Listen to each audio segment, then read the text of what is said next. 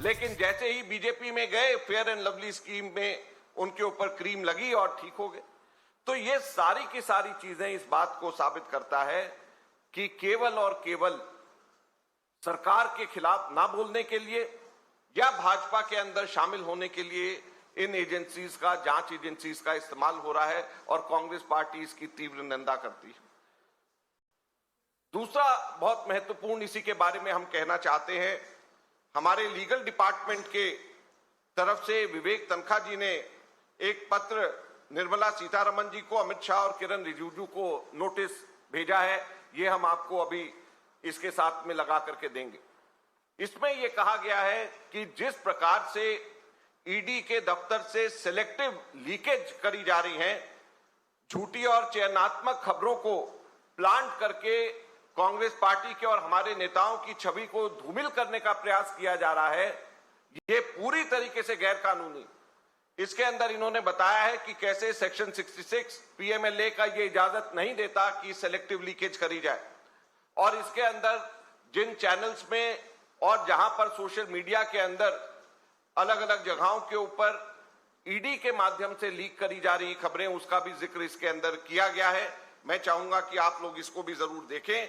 और अलग अलग बातें जैसे कि Rahul Gandhi not cooperating with enforcement directorate, he paused, didn't respond to a number of questions, फिर were not satisfactory, the answers were not satisfactory, and it appeared that he was tutored by his lawyers on how to answer and avoid certain aspects, sources said। तो ये sources के माध्यम से कहां से इनके पास में सब चीजें आ गई।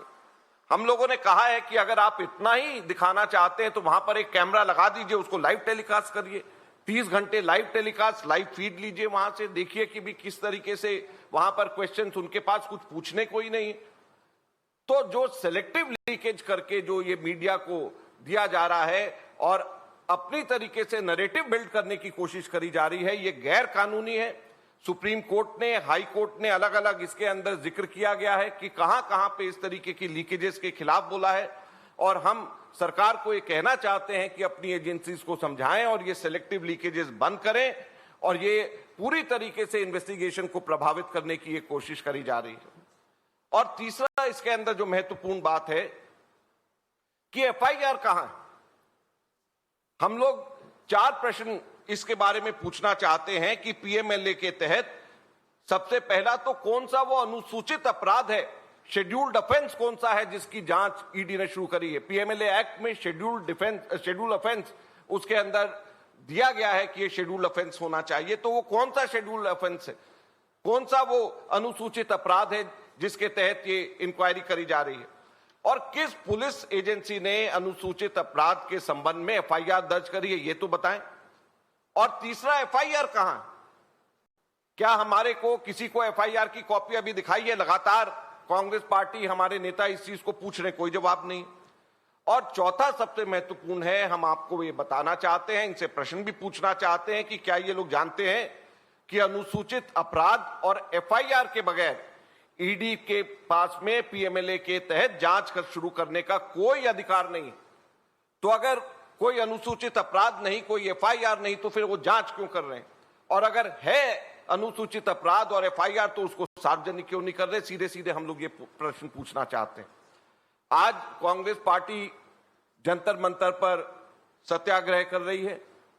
शाम को हम लोग 5 बजे राष्ट्रपति जी के पास जाएंगे और 2 बातें मुख्यतः लेकर के हम लोग सत्याग्रह कर रहे हैं और राष्ट्रपति जी के पास भी जाएंगे।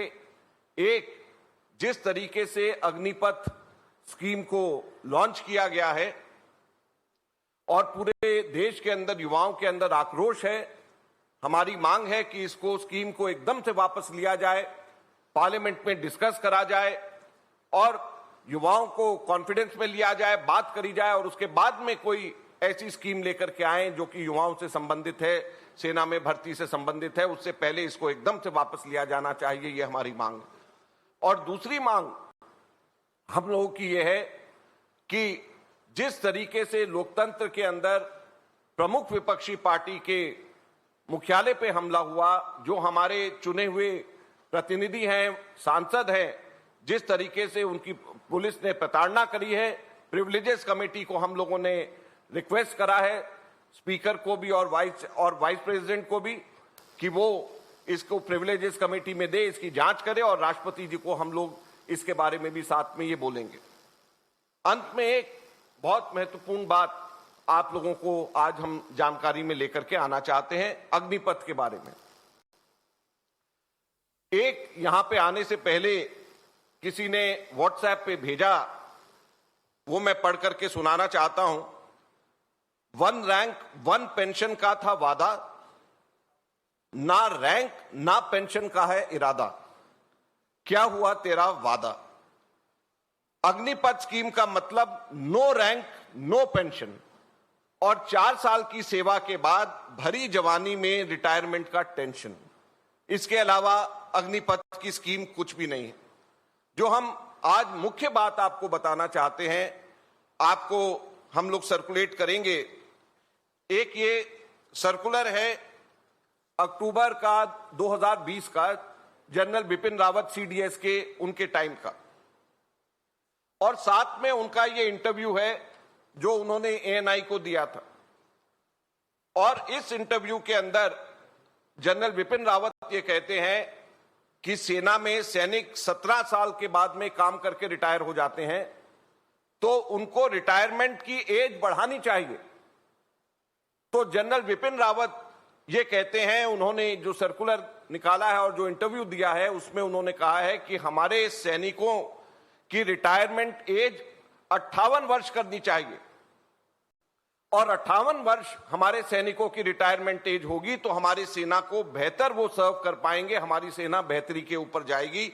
ये जनरल बिपिन रावत जी के खुद का ये कहना था और उनके टाइम का ये सर्कुलर है जो हम अभी आपको दे रहे हैं।